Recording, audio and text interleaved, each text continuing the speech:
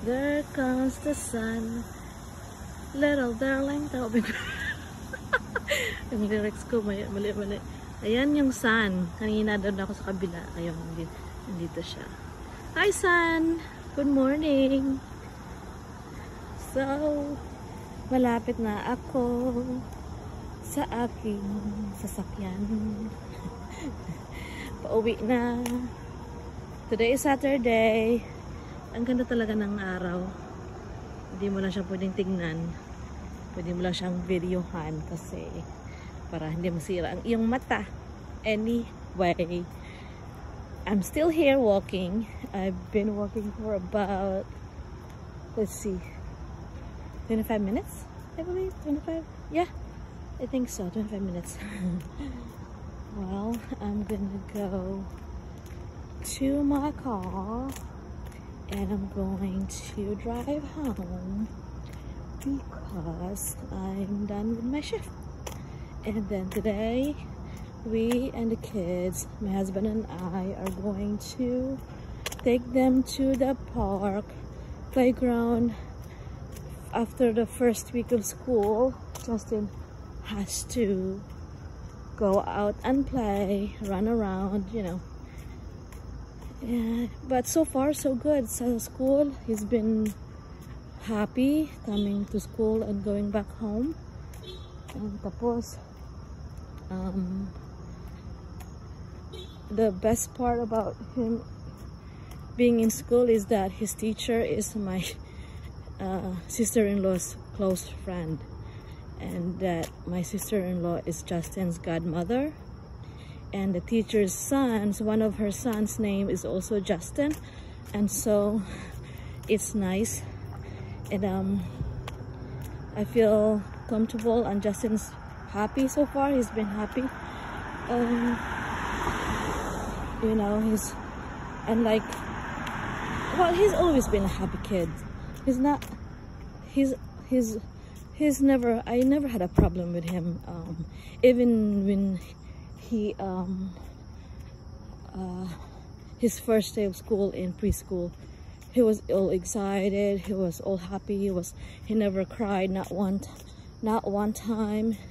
He always come home with a smile, and that's what I like about this kid. He's always a happy kid. And so he may not be the smartest kid, but I know that he has the kindest heart. So I'm just saying, I'd rather raise a kinder kid than the smart ass kid, you know, because some kids are so smart that they think they know it all, and sometimes they come out disrespectful to others, you know. So I don't want that. I want my son to be kind, thoughtful, respectful, overall a good kid. That's what I want for my children. So that's what we're supposed to teach our children.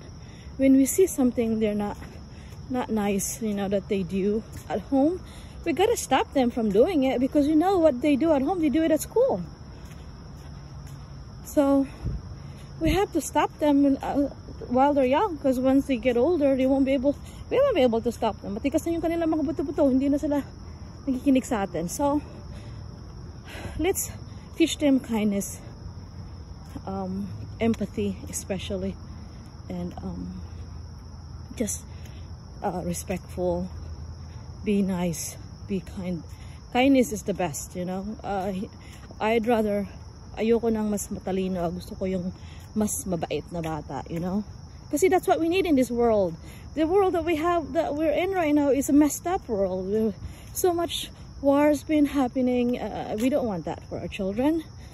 There's so much hate going on, there's so much crime going on, so much, you know, we don't want that. We want a peaceful world. We want a kinder world.